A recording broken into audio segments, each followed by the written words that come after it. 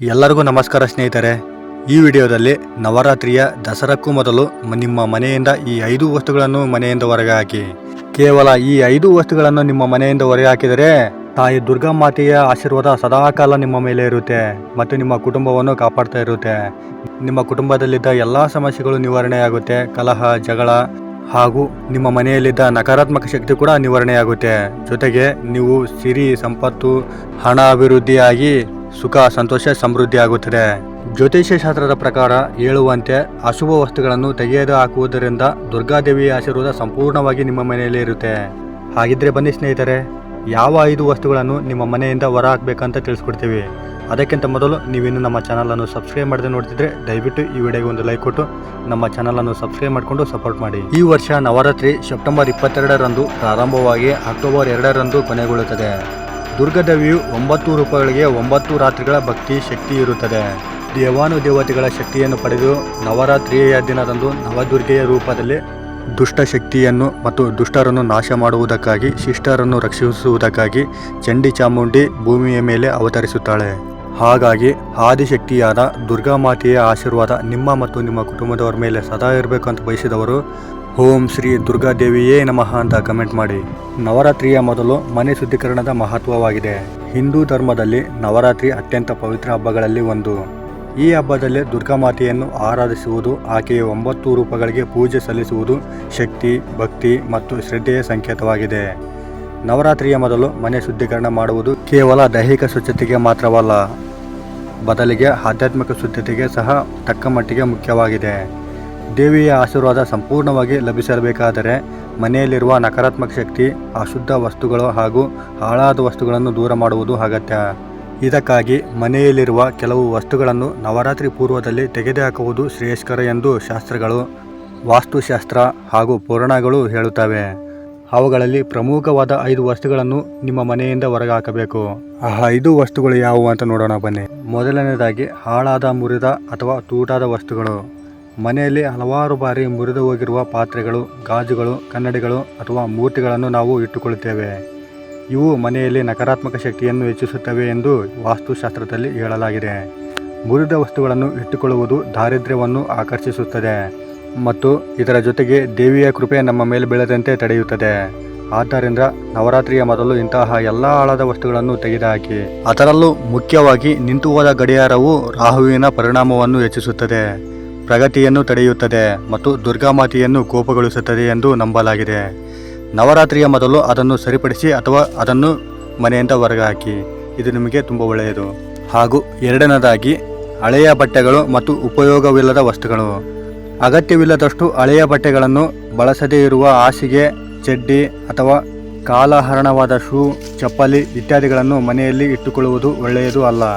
ಇವುಗಳು ಧೂಳು, ಅಶುದ್ಧಿ ಮತ್ತು ನಿಷ್ಪ್ರಯೋಜಕ ಶಕ್ತಿಯನ್ನು ಆಕರ್ಷಿಸುತ್ತವೆ.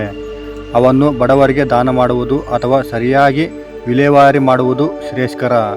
ಇದು ಮನೆಯಲ್ಲಿ ಶುದ್ಧತೆಯನ್ನು ತರುತ್ತದೆ ಹಾಗೂ ದೇವಿಯ ಆಶೀರ್ವಾದವನ್ನು ಆಕರ್ಷಿಸುತ್ತದೆ. ಎಲ್ಲಕ್ಕಿಂತ ಮುಖ್ಯವಾಗಿ ಪೊರಕೆ ಲಕ್ಷ್ಮೀ ದೇವಿಯನ್ನು ಪ್ರತಿನಿಧಿಸುತ್ತದೆ.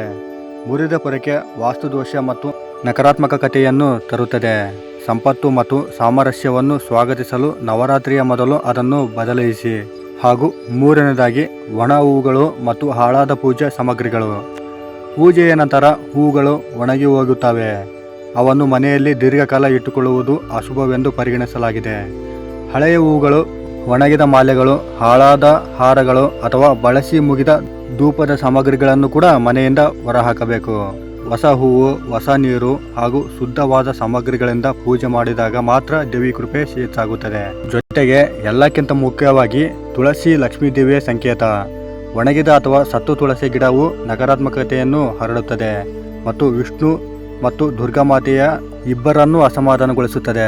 ಹಾಗಾಗಿ ಸತ್ತ ತುಳಸಿ ಗಿಡ ಇದ್ದರೆ, ಒಣಗಿದ ತುಳಸಿ ಗಿಡ ಇದ್ದರೆ ಅದನ್ನು ಬದಲಾಯಿಸಿದ ನಂತರ ಹೊಸ ಗಿಡವನ್ನು ನೆಟ್ಟು ಅದಕ್ಕೆ ನೀರು ಹಾಕಿ ಪೋಷಿಸಿ. ಅದರಿಂದ ದುರ್ಗಾಮಾತೆ ಮತ್ತು ವಿಷ್ಣು ದೇವರು ಸಂತೃಪ್ತರಾಗಿ ನಿಮಗೆ ಆಶೀರ್ವಾದವನ್ನು ನೀಡುತ್ತಾರೆ. ಮತ್ತು ನಾಲ್ಕನೇದಾಗಿ ಅನಗತ್ಯ ಕಾಗದಗಳು ಮತ್ತು ಕಸದ ವಸ್ತುಗಳು. ಮನೆಯಲ್ಲಿ ಹಾಳಾದ ಪತ್ರಿಕೆಗಳು, ಕಾಗದ ರಾಶಿ, ಹಾಳಾದ ಪೆಟ್ಟಿಗೆಗಳು, ಪ್ಲಾಸ್ಟಿಕ್ ಬಾಟಲ್ಗಳು ಇತ್ಯಾದಿಗಳನ್ನು ತುಂಬಿಸಿಕೊಂಡಿದ್ದರೆ ಅವು ನಕಾರಾತ್ಮಕ ಶಕ್ತಿಯನ್ನು ಆಕರ್ಷಿಸುತ್ತವೆ. ನವರಾತ್ರಿಯ ಪೂರ್ವದಲ್ಲಿ ಇಂತಹ ಎಲ್ಲ ಕಸದ ವಸ್ತುಗಳನ್ನು ಸ್ವಚ್ಛತೆಗೊಳಿಸಿ ಮನೆಯಲ್ಲಿ ಖಾಲಿ ಸ್ಥಳ ಹಾಗೂ ಶುದ್ಧ ಗಾಳಿ ಹರಿದಾಗ ಮಾತ್ರ ಪಾಸಿಟಿವ್ ಎನರ್ಜಿ ಹೆಚ್ಚಾಗುತ್ತದೆ. ದೇವಿಯ ಶಕ್ತಿ ಮನೆಯಲ್ಲಿ ನೆಲೆಸಲು ಇದು ಅತ್ಯಂತ ಅಗತ್ಯವಾಗಿದೆ. ಮುಖ್ಯವಾಗಿ ಹಾಳಾದ ಪೆಟ್ಟಿಗೆಗಳು ಅಥವಾ ಬಾಕ್ಸ್ಗಳಿದ್ರೆ ಅದನ್ನು ಮನೆಯಿಂದ ಹೊರಗೆ ಹಾಕಿ. ಇದು ನಿಮಗೆ ಹೆಚ್ಚಿನ ಶುಭಫಲವನ್ನು ನೀಡುತ್ತದೆ. ಆರ್ಥಿಕ ಸಮಸ್ಯೆಗಳು ಕೂಡ ನಿವಾರಣೆಯಾಗುತ್ತೆ. ಹಾಗೂ 5ನೇದಾಗಿ ಹಾಳಾದ ನಿಲ್ಲಿಸಿದ ಎಲೆಕ್ಟ್ರಾನಿಕ್ ಸಾಧನಗಳು. ಮನೆಯಲ್ಲಿ ಹಲವಾರು ಬಾರಿ ಕೆಲಸ ಮಾಡದ ಗಡಿಯಾರಗಳು, ಹಾಳಾದ ಮೊಬೈಲ್, ಟಿವಿ ಅಥವಾ ಇತರ ಎಲೆಕ್ಟ್ರಾನಿಕ್ ವಸ್ತುಗಳನ್ನು ಇಟ್ಟುಕೊಳ್ತಾರೆ. ಗಡಿಯಾರ ನಿಲ್ಲುವುದು ಕಾಲ ಸ್ಥಗಿತವಾಗಿರುವುದನ್ನು ಸೂಚಿಸುತ್ತದೆ ಮತ್ತು ಅದು ಜೀವನದಲ್ಲಿ ಪ್ರಗತಿ ಅಡ್ಡಿಯಾಗುತ್ತದೆ ಎಂದು ವಾಸ್ತು ಹೇಳುತ್ತದೆ.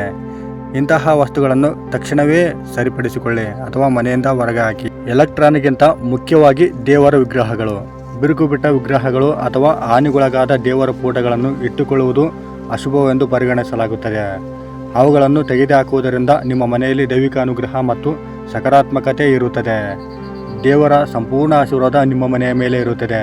ಕೆಟ್ಟ ಶಕ್ತಿ ಕೂಡ ನಿಮ್ಮ ಮೇಲೆ ಬೀಳದಂತೆ ತಡೆಯುತ್ತದೆ. ನವರಾತ್ರಿ ಎಂಬುದು ಕೇವಲ ಹಬ್ಬವಲ್ಲ, ಅದು ಆತ್ಮಶುದ್ಧಿ, ಮನಶುದ್ಧಿ ಮತ್ತು ಮನೆಯ ಶುದ್ಧೀಕರಣದ ನಕಾರಾತ್ಮಕ ಶಕ್ತಿಯನ್ನು ಹೊಡೆದೋಡಿಸುವ ಒಂದು ದೊಡ್ಡ ಹಬ್ಬವಾಗಿದೆ. ದುರ್ಗಾಮಾತೆಯ ಆಶೀರ್ವಾದ ಪಡೆಯಬೇಕಾದರೆ ಮನೆಯನ್ನು ಪವಿತ್ರಗೊಳಿಸಬೇಕು. ನವರಾತ್ರಿಯ ಪೂರ್ವದಲ್ಲಿ ಈ 5 ವಸ್ತುಗಳನ್ನು ನಿಮ್ಮ ಮನೆಯಿಂದ ತೆಗೆದುಹಾಕುವುದರಿಂದ ನಕಾರಾತ್ಮಕ ಶಕ್ತಿಗಳು ದೂರವಾಗುತ್ತವೆ. ಮನೆಯಲ್ಲಿ ಸಮೃದ್ಧಿ, ಸಂತೋಷ ಹಾಗೂ ಶಾಂತಿ ನೆಲೆಸುತ್ತದೆ. ದೇವಿ ದುರ್ಗೆಯ ಕೃಪೆಯಿಂದ ನಿಮ್ಮ ಕುಟುಂಬಕ್ಕೆ ಆರೋಗ್ಯ, ಐಶ್ವರ್ಯ ಮತ್ತು ಯಶಸ್ಸು ದೊರೆಯುತ್ತದೆ. ಈ ನವರಾತ್ರಿಯ 9 ದಿನಗಳಲ್ಲಿ ದುರ್ಗಾದೇವಿಯನ್ನು ಆರಾಧಿಸಿ ಆಕೆಯ ಕೃಪೆಗೆ ಪಾತ್ರರಾಗಲು ಭಕ್ತರು ಮನೆಯನ್ನು ಶುಚಿಗೊಳಿಸಿ ಪೂಜೆಗೆ ಸಿದ್ಧತೆ ಮಾಡಿಕೊಳ್ಳುತ್ತಾರೆ. ವಾಸ್ತುಶಾಸ್ತ್ರದ ಪ್ರಕಾರ ಮನೆಯಲ್ಲಿರುವ ಕೆಲವು ನಕಾರಾತ್ಮಕ ಶಕ್ತಿಗಳನ್ನು ಹೊರಹಾಕುವುದರಿಂದ ಮತ್ತು ಕೆಲವು ನಿಯಮಗಳನ್ನು ಪಾಲಿಸುವುದರಿಂದ ಶ್ರೀಮಾತಾ ಮಹಾದುರ್ಗೆಯು ನಮ್ಮ ಮನೆಯಲ್ಲಿ ನೆಲೆಸುತ್ತಾಳೆ ಮತ್ತು ಸುಖ ಸಮೃದ್ಧಿಯನ್ನು ಕರುಣಿಸುತ್ತಾಳೆ. ಎಲ್ಲಕ್ಕಿಂತ ಮೊದಲು ನವರಾತ್ರಿ ಪ್ರಾರಂಭವಾಗುವ ಮೊದಲು ಮನೆಯನ್ನು ವಾಸ್ತು ಪ್ರಕಾರ ಸಿದ್ಧಪಡಿಸಿಕೊಳ್ಳುವುದು ಅತ್ಯಂತ ಮಹತ್ವಪೂರ್ಣ ಎಂದು ಜ್ಯೋತಿಷ್ಯ ಶಾಸ್ತ್ರದ ಪ್ರಕಾರ ಹೇಳಲಾಗುವುದು. ಮತ್ತು ನೀವು ಬಳಕೆಯಾದ ವಸ್ತುಗಳನ್ನು ತೆಗೆದುಹಾಕಿ. ಹಳೆಯ ಬಟ್ಟೆಗಳು, ಪುಸ್ತಕಗಳು ಅಥವಾ ಬಳಕೆಯಾದ ವಸ್ತುಗಳನ್ನು ತೆಗೆದುಹಾಕುವುದು ಉತ್ತಮ, ಏಕೆಂದರೆ ಇದು ನಕಾರಾತ್ಮಕ ಶಕ್ತಿಯನ್ನು ಹೆಚ್ಚಿಸುತ್ತದೆ. ಹಾಗೂ ನೀವು ಯಾವ ದಾನವನ್ನು ಮಾಡಿದರೆ ನಿಮ್ಮ ಸುಖ, ಸಂತೋಷ, ಸಮೃದ್ಧಿ ಹೆಚ್ಚಾಗುತ್ತದೆ. ಇನ್ನೂ ಅನೇಕ ವ್ಯವಹಾರಗಳಲ್ಲಿ ಅಭಿವೃದ್ಧಿ ಹೊಂದುತ್ತೀರಾ ಅಂತ ಹೇಳಿದರೆ ನೀವು ಈ ದಾನವನ್ನು ಮಾಡಿದರೆ ಉಪಯೋಗ ಆಗುತ್ತೆ. ಯಾವ ದಾನ ಅಂದರೆ ಕಪ್ಪು ಎಳ್ಳು, ಆಹಾರ ಮತ್ತು ಕಬ್ಬನ್ನು ಅಗತ್ಯ ಇರುವವರಿಗೆ ದಾನ ಮಾಡುವುದರಿಂದ ಶನಿ ಮತ್ತು ದುರ್ಗೆ ದೇವಿಯ ಆಶೀರ್ವಾದ ಸಿಗುತ್ತದೆ. ಇಷ್ಟೇ ಸ್ನೇಹಿತರೆ, ಈ 3 ವಸ್ತುಗಳನ್ನು ಅಗತ್ಯವಿದ್ದವರಿಗೆ ನೀವು ದಾನ ಮಾಡಬೇಕು. ಇದರಿಂದ ನಿಮಗೆ ತುಂಬ ಒಳ್ಳೆಯದಾಗುತ್ತೆ. ಇದರ ಉಪಯೋಗವನ್ನು ನೀವು ಬೇಗನೆ ಪಡೆಯುತ್ತೀರಾ. ಎಲ್ಲ ಕಷ್ಟಗಳು ನಿವಾರಣೆಯಾಗುತ್ತೆ. ನಿಮ್ಮ ಕುಟುಂಬವು ಸಂತೋಷದಿಂದ ಜೀವನವನ್ನು ನಡೆಸ್ತೀರಾ. ನೋಡಿದ್ರಲ್ಲ ಸ್ನೇಹಿತರೆ, ಯಾವ 5 ವಸ್ತುಗಳನ್ನು ನಿಮ್ಮ ಮನೆಯಿಂದ ಹೊರಗೆ ಹಾಕಬೇಕು ಹಾಗೂ ಯಾವ ದಾನವನ್ನು ಮಾಡಬೇಕಂತ ಸಂಪೂರ್ಣವಾಗಿ ಈ ವಿಡಿಯೋದಲ್ಲಿ ತಿಳಿಸ್ಕೊಟ್ಟಿದ್ದೀವಿ. ಸಾಧ್ಯವಾದರೆ ಈ ವಿಡಿಯೋವನ್ನು ನಿಮ್ಮ ಫ್ರೆಂಡ್ಸ್, ಫ್ಯಾಮಿಲಿ ಹಾಗೂ ಗ್ರೂಪ್ಗಳಿಗೆ ಶೇರ್ ಮಾಡಿ. ನೀವು ಶೇರ್ ಮಾಡುವುದರಿಂದ ನಿಮ್ಮಿಂದ ಅವರಿಗೆ ಉಪಯೋಗ ಆಗಬಹುದು. ಈ ಮಾಹಿತಿ ನಿಮಗೆ ಎಲ್ರಿಗೂ ಇಷ್ಟ ಆಗಿದೆ ಅಂತ ಅಂದ್ಕೊಂಡಿದ್ದೀವಿ. ಇಷ್ಟ ಆಗಿದ್ರೆ ದಯವಿಟ್ಟು ಈ ವಿಡಿಯೋಗೆ ಒಂದು ಲೈಕ್ ಕೊಡಿ. ಇನ್ನೂ ಹೆಚ್ಚಿನ ಜ್ಯೋತಿಷ್ಯ ಶಾಸ್ತ್ರದ ಪ್ರಕಾರದ ಮಾಹಿತಿಗಾಗಿ ನಮ್ಮ ಚಾನಲನ್ನು ಸಬ್ಸ್ಕ್ರೈಬ್ ಮಾಡಿಕೊಂಡು ಸಪೋರ್ಟ್ ಮಾಡಿ. ಧನ್ಯವಾದ.